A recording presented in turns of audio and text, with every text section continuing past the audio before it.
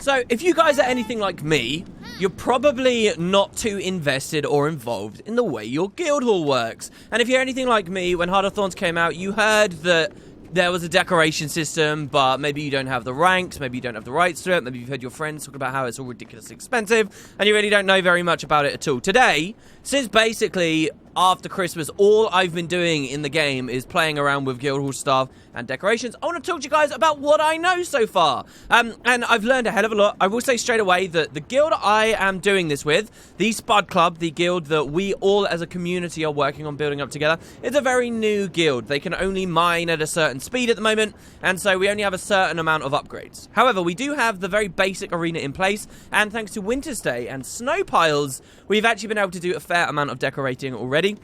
But with very limited materials, very limited resources, and very limited capabilities. But I do want to talk to you guys about that, and specifically how decorations can affect the arena. Because there's kind of some bugs at the moment, and there's two distinct ways of decorating in GW2 at the moment. And I really didn't have my head around any of it, and hopefully I can explain to you guys how it works now. So, when you go to your guild panel, there's a new tab which we never had before, okay, which is called storage. Now, in the consumable storage, you can find some of the stuff from before Heart of Thorns came out, right? Like banners and so on, which scribes can now make. But there's also some new things as well for Wild vs. Wild, and specifically we've got these big new tabs here. We've got the War Chest, primarily Wild vs. Wild stuff. Then we've got decorations, and we've got Arena. Now, first I'll just talk to you about decorations. As long as you have the rights, you know, I'm the potato rank in this guild, okay? So there's a right in the game now, which is Decorator, okay? There's a different one at Arena Decorator, we'll talk about it in a second, but you got Decorator. And literally all you have to do is, as long as you have that right from your officers or your leader or whatever, however your guild's set up, you can go to Decorations and you can click this button here, Decorate. Clear Decorations, I believe, removes everything in the entire hall, which is outrageous because we have done so much stuff to, you know, build this up, and it's scary that every time I click to decorate, I'm close to Clear Decorations. Thanks for that, Arenanet, but hey, I'm the only one without permission. I'm the only one with the chance of messing everyone up. Great. But what you want to do is click Decorate, and you'll notice immediately it swaps your skills and stuff. You're going to click that while you're in the guild hall. And now we're in decorate mode. And you can scroll through your inventory as well. So we've got some basic stuff. Now, what you're seeing that I own right now is really the very, very lowest amount of things. This you can buy, you know where you buy accessories from commendation vendors. If you go to Lion's Arch and you go to the guild commendation place there, you can buy some of these. These are flagpoles. The flagpoles are actually really good as scaffolding, which is totally a mechanic here, which we'll talk about soon. Then there's a couple of banners. And for furniture, as you can see, if you've got scribes can make stuff that is really expensive and really difficult to get. But there's also just a regular vendor. Now, when the game first came out, I'll show you guys where this vendor is here. You get to build a place quite early on called the market, okay? From the market, you can buy some basic decorations. Now, when Heart of Thorns first came out, there were a lot of threads. There's a lot of trolliness. There was a lot of anger. Arenanet's decision to make some like basic decorations be so expensive, like it's really hard to scribe. Scribing costs a lot of money, and then like eventually you can make like basic stuff, but it costs crystalline ingots and stuff from the final map of the Heart of Thorns. It just seems ridiculous. The problem isn't as bad as I originally thought it was. It still is completely stupid, but there is at least a basic decoration vendor who you can get here at this this marketplace, who will sell you some, you know, at a reasonable price, especially compared to the scribe stuff, basic stuff too. So we've got basket, bookshelf, chair, crate, and table. That's the stuff you start with, and in a couple of days we're able to get some more. We actually dropped a lot of it down here. This stuff here is like the fancy stuff I think that scribes can make, and then we, this room, which was originally empty, we've just dropped a few things. So there's some crates, the bookshelves, table. Someone was trying to make a prison around a waypoint over here, which shows off what you can do with bookshelves. Here you go, which is pretty cool. We actually do have an exit to it right now, but you can create prisons and stuff for people if you want to look off waypoints, which is pretty crazy. And you can make jumping puzzles to make people escape. I don't want to get too far ahead of myself. But so you do get access to some decorations fairly quickly. This guild is only like 3 weeks old, if that, and we already have access to, you know, some stuff. But none of this really is great for building, you know, walls and bridges and ceilings and stuff like that. None of this is really great for that. Which is why Winter's Day is amazing, and Winter's Day is giving snow piles. So snow piles has really changed a lot of things and allowed us to get in on decorating very early. I'm doing this video today because Winter's Day actually ends in 2 days. Now with Winter's Day came not just the snow piles, but also a bunch of other decorations like this reindeer ice sculpture. This is a 400 scribing thing. We've actually got one of them. There's some trees and stuff. This stuff goes away, like the Halloween stuff, which my guild didn't exist at Halloween, so we don't have any of this. This stuff's going away, and snow is really, really useful. With snow, you can build jumping puzzles, you can build bridges, you can build all manner of crazy cool things. So here's an example of a bridge that we have over here. These helicopters are the Heart of Thorns deluxe things. Here's another bridge, and you can make this stuff really comfortably. You know, the bookshelves and the baskets and stuff are not good for this, but snow is, and especially if you're in the Lost Precipice, this is probably the stuff you want to be looking at. And you can see we've got crazy stuff going up on the air over there, and it's all made with snow. These kinds of jumping puzzle style things, all made with snow. That I've never actually played, by the way. Somebody made it in their free time just the other day. So how do you get snow? Snow's really easy to get. Today's video really isn't supposed to be a guide on getting snow, but I'll just to show you guys the whole process. Because again, it's nice to see this stuff. Like, I've been hearing, oh, snow's good, but I never knew how to get it. And it's really quite simple, right? Basically, what you do is you go to the trading post, you type in flawless snowflake. I'd already done it. And you buy some snow. So it's a gold for a stack at the moment. The price has been hovering around this quite a bit. The price is probably going to go up after Winter's Day is over because the ability to purchase, flawless snowflakes is going to go away. A lot of people have got a lot. There's word of people botting in one of the jumping puzzles, for what it's worth, the Winter Wonderland one, which may mean that there's a lot of snow around. But the key thing is that once you've got these snowflakes, after Winter's Day, you won't be able to exchange them for the decoration anymore. There is a special vendor in, like, the core area of your guild hall. I'm showing off the Lost Precipice one here, called this guy, Fion, the decoration trader. This is where, if you're a Heart of Thorns Deluxe player, you can trade in your special your special token for a cool decoration. So these charcopters, these are that decoration. You can do that once, okay, because you only get one of them. Or right now, because it's the festival, snow piles are available. And so for 100 snowflakes, you can do this. So if it costs a gold for a stack, and so that means your gold gets you about 2.5 piles of snow. Or exactly 2.5 piles of snow. So you're going to buy this down. So the price is still fairly high. I think it's really difficult to value the price of things, though, honestly, now that I've started doing it. If you told me, you know, like, oh my god, every 2.5 of those is a gold. That's like a lot of gold for just a single bridge. I would think it's pretty outrageous, right? Especially considering, well, if I want to make, you know, not just bridges in all these areas, but if I want a waypoint miles away, right? Because these guild halls are huge, and this is something I've really started to appreciate. I want to make a bridge here for whatever reason, right? A completely different, disparate, remote area of the hall. Maybe I want to build a home, or I want to turn this little ruin over here, miles away from the eyes of anyone else. I want to turn this into an igloo with snow, all right? It's like, wow, suddenly that's a lot of gold. But I think, because this is more of a communal thing, it's difficult to assess the price. I certainly, because it's a communal thing, people have been donating money to this gold. I've spent some of my own money on snow, but, you know, we've got 722 of this now. That works out to be a lot of money. Does it feel like we've spent a ridiculous extortionate amount? Not so much, because we're a big guild. And again, this is where definitely small guilds, I think, are really going to be smarting. But snow helps to alleviate some of those problems. Anyway, so that's the story with snow. That's why snow's great. How does that affect the arena? How does arena decorating work? Well, so let's go back to our storage here, and you've obviously got arena at the bottom. These basically work just like decorations as well, okay? But these things aren't acquired through the means I just showed you guys. They're not made through scribing either, or any of that kind of stuff. The way you get all of this stuff is simply through the kind of generic arena upgrade guy. So right now we've got a really basic arena, okay? Which means we've got a red team, a blue team, and a couple of decorations. That's it. All right, and we need a lot more upgrades. So if we come over here, you've got Caster. He's the guy who originally appeared in our tavern, and we paid him. We got him a lot of stuff. He moved up. He sent up a temporary base at the arena, and now he's built it up nicely. If we have a look at his vendor wares, you'll see that basically all of his extra upgrades down here, they're adding new things. So a ring out barrier, which is the force field around the arena you can turn on or off to knock people, to, you know, have full damage be a part of your game type or not. You know, the traps, the vortex traps, the torches, the fear turrets, the knockbacks, the chills, and so on, right? Walls, kill floors, and so on, and different teams and things. That's where you get all of that stuff. It's not integrated in any other way. So, how do we use it? Why is there a permission for decorator and then arena decorator? Well, here's the funny thing. If we go into the arena, so on the red team, okay, hopefully no one else is here for now, and I just decide, right, I'm going to decorate like normal. I'm going to go decorations, I'm going to click decorate. You'll notice I actually become a decorator. Now, I'm still tinted red. This means if any blue players come in, they can still kill me right now. And I have to leave this form and start fighting. I'm still pure combat mode right now. But I'm also a regular decorator. So what's stopping me from then pressing my skill 6, which selects your decoration, okay?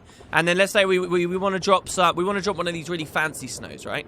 Like, what this will do is we can select it, and now we can ground target on the floor. It'll put some snow there, but in the sky, it'll put a big snow maker. Hopefully I can scroll out enough to let you guys see. There, the particle effects being horrible on the screen right now are it. So I want to drop this on the floor in the arena. Let's do it. Well, that noise isn't an error noise, funny enough. That noise will play after every single decoration you ever drop, including stuff like baskets, okay? Well, that didn't do anything. And that's because Arenanet have some code in the game, which means if any regular decoration is placed on the surface of the arena, it will not function.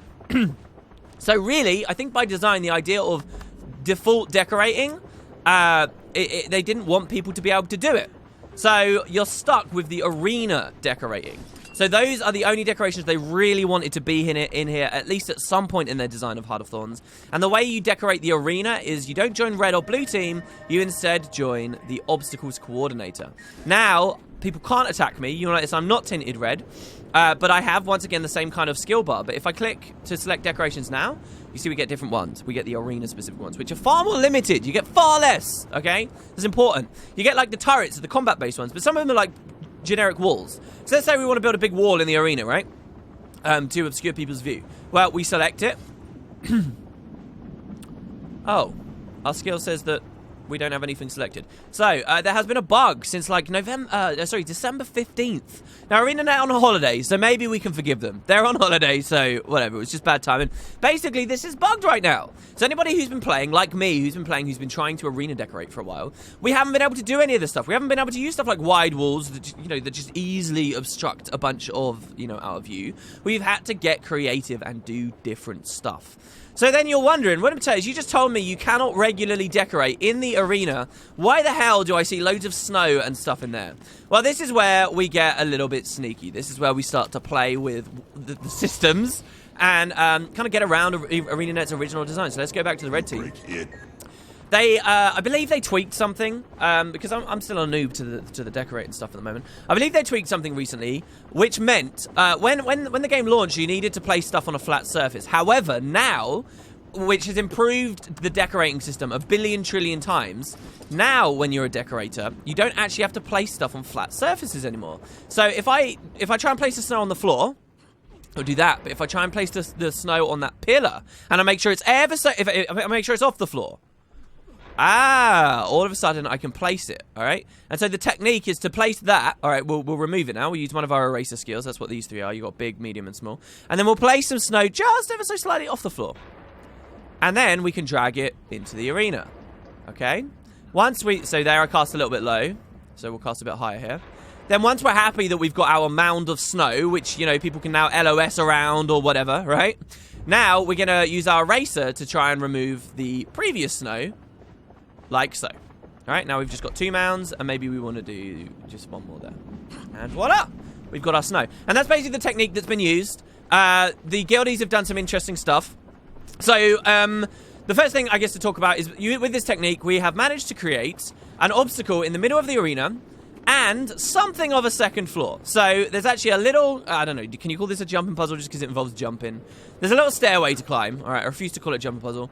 And you can actually come up here. Now, already, this actually does have impact on the arena in some cool ways because, if you're having a big Rumble Pit style game and there are some Star Fellies or something, they might like to come up here, or some Longbow Rangers, or anyone who can take advantage of this range. They even have a hole they can shoot through, theoretically, in the middle. Except we can walk on this hole. And why is that?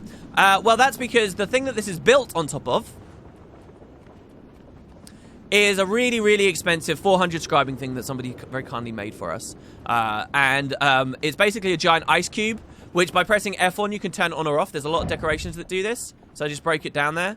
And the hitbox for this thing is always the same. It's this giant cube. So now, when it's a giant cube, you can sort of see how they've built this. But when you turn it off, you can see past it, and things are okay. It's also positioned just high enough off the ground that people can continue to fight under it. Now, by design, perhaps, we might like this to be on the ground, but then the problem is when the cube's there, it's obvious, like, where you can shoot and people can kite around it. But when the cube's off, which anyone can turn off, unfortunately, it would then be a bit weird. So, this doesn't really impact gameplay too much. In fact, what we could do is remove this, the thing that all the snow is perched on, and we would just have a floating platform there. That would be it. It would just be a floating platform. I'd demonstrate it for you guys, but I never built this, and I don't want to remove it and, you know, upset anybody who put a lot of effort in. Because if you think about it, they could never build on the ground, so what they had to do was drag snow all the way out, build a tower of snow, put the ice block there, then the snow all on top, then remove all the snow that was under it so it was floating, then build this. And if you think that's difficult, it gets even worse. Let's say I want to make that platform bigger. It does look a bit crappy, right? Like there's a bit of a hole on it, and it doesn't look very good, right? So let's make it better. In fact, let's not just add more snow. Let's add some snow makers. Now, what this will do is allow people to snowball fight in the arena, and it will create like that cool glowy, snowy effect up there. How cool is that? Well, now we've got a red error. So this is error number 2.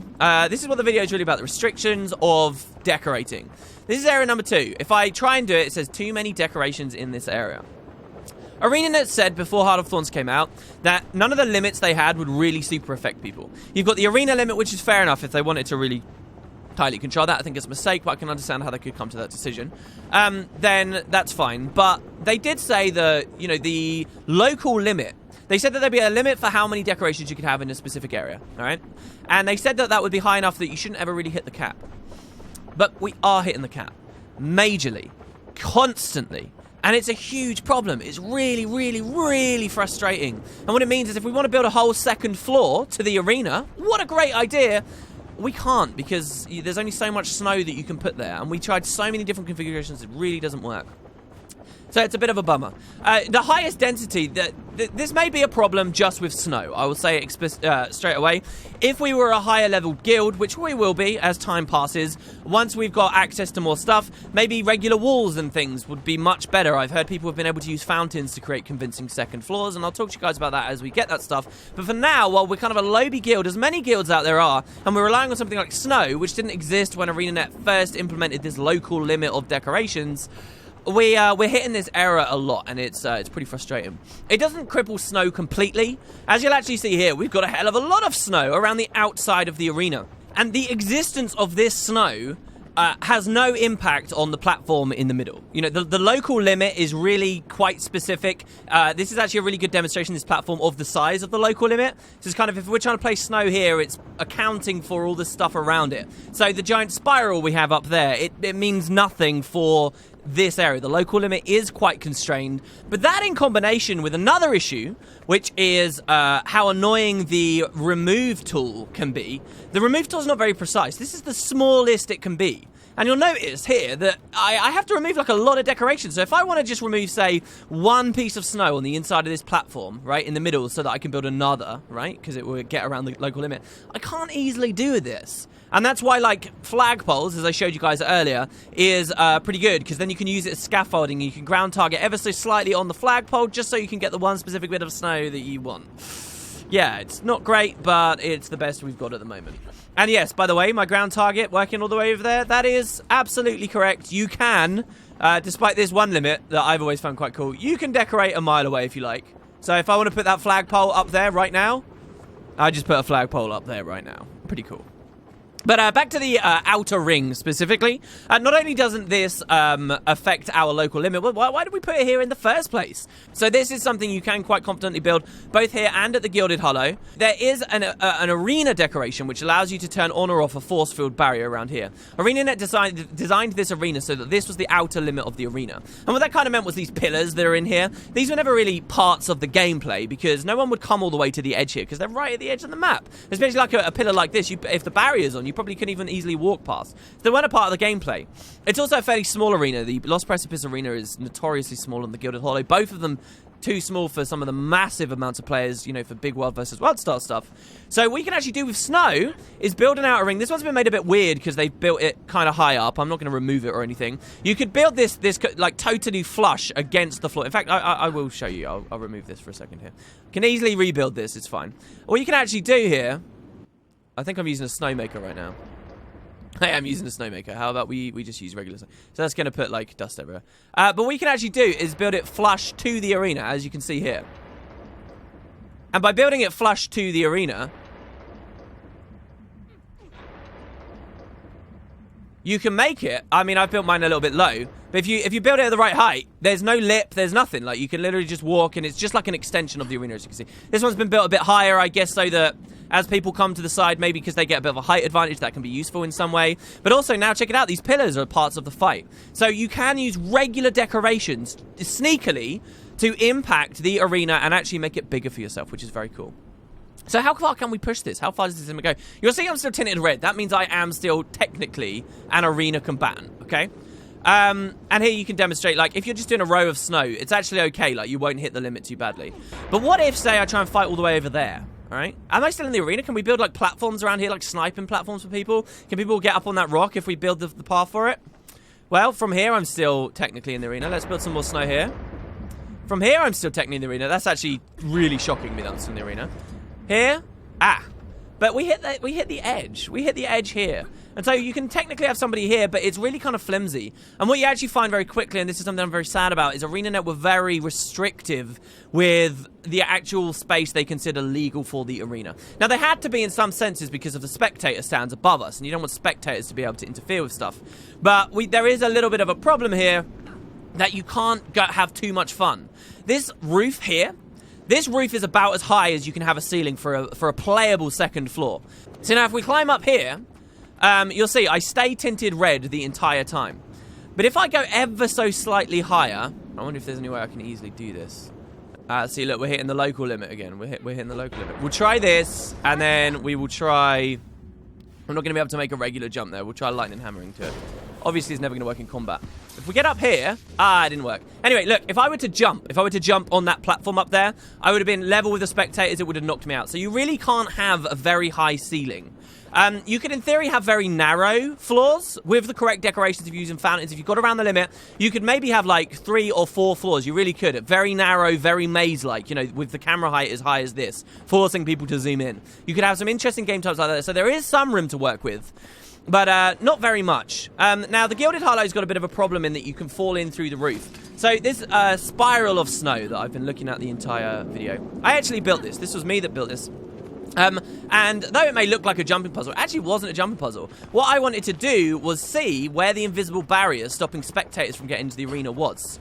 Because early on, I had thought that wherever there was the inside of this, right? Whatever's beyond this invisible wall is arena territory. So surely Arenanet would have designed it that the arena territory people can fight in. Surely. So the idea was, as I was building this snow, I was testing the boundary. We went all the way up. It eventually hits the ceiling up there. And, oh God, we just died. And from the ceiling up there, nobody can get in. I thought that could all be legal space, all right? So even though I just showed you guys kind of an interesting idea of having a little bit down here of multiple storied action, how cool would it have been if all of this could have been arena action? You could have had a floor all the way up here, all the way up here. You could have game types of people who attempted to climb the tower. And, you know, you're, like, overpowered and there's loads of, you know, lower level people all the way up the tower. And the goal is to hit a torch at the very top in the arena. There are some amazing game types that could have been made. But Arenanet was so strict with what is actually considered in arena bounds, I think they crippled a lot of problems. The main thing a lot of people that Lost Precipice will notice with this immediately is actually this ring out barrier. We're having the same problem, but what about underneath? What about a sub-floor? What if we make a floor down below? So once again, what if I, you know, drop some snow just down there so that we can land on it? We can glide over to it, of course. All right. What about all this down here? What if we could build a floor down here, an icy platform, and then people could fight down here as well? And then, like, a stairway to get back up. What about underwater? I mean, I know that in general, competitively, Arenanet don't want to support underwater, but they did say that guild halls are a place where you could just sort of have fun and the rules could be broken, it was fine. This is a huge underwater space that we could be having arena battles in, and we're not. You'll notice I've already been kicked out. I was kicked out long ago. You can barely get under the outer lip here. I'm not sure how the gilded hollow works, but overall, they've been very restrictive with it. We can still do a lot of fun things. I just wish that Arenanet, you know, will hopefully have another pass at this, another look at it, and see how empowered their players would be if they make that legal arena space a bit better. And while they're at it, this arbitrary idea of not being able to build on the floor of the arena with regular decorations, they may as well get rid of at this point. Now that they've changed decorations so it's so much easier to run other ones, they may as well change it. I'd love to see some increases to the local cap on snow so that those lower guilds at least have got something. I mean, that's not even to mention once Winter's Day's gone, you know, where these won't be available again, so you guys are definitely going to want to be able to get your hands on it. But yeah, they did say there were a couple of other limits as well. I will just go over them, but I've hit neither of them, so I don't care about them, and Arenanet have held to their original statements here. There is a limit to the amount of one decoration you can have, I believe. I think they said on the forums it was 2,000. We owned 729 snow. I've heard from some people that it's only 1,000, but I mean, with that much snow, you can do a ton of stuff. Like, we've built all this. We built loads of bridges all over the place. I mean, the guild halls are so huge that, yes, when you think about some completely remote different area, and the idea that maybe one of my players wants to build an igloo with some snow, it would be sad maybe one day. But, I mean, we are a max-size guild. We are a 500-man guild, and so far, no problems with that. And then I believe they also did mention that just there is a general decoration cap. So like maybe like 10, 20,000 if you max out all your decorations, put them everywhere, there'll be another cap. But that, again, is not something that I've actually hit. So it's not something that I'm really worried about. But yeah, so that's basically the way that decorating's going at the moment, guys. Hopefully you enjoy this. I'll do another video as well talking about like actually building the buildings and the mine and all that fun stuff as well. There'll be plenty of footage of that over the coming weeks. But yeah, I've had a lot of fun. I'm really looking forward to the kind of things we can do with, you know, forcing people to escape rooms. Reminds me a lot of my old Counter-Strike days. But yeah, let me know how your experiences have been, guys. It's certainly been very interesting. I do think that as time goes by and people get more decorations, Arenanet drop in, they refine the systems, we could be looking at some really insane stuff. Until then, though, I'll stay trapped in here. Trapped within the confines of the current limits of the system. And I'll see you next time.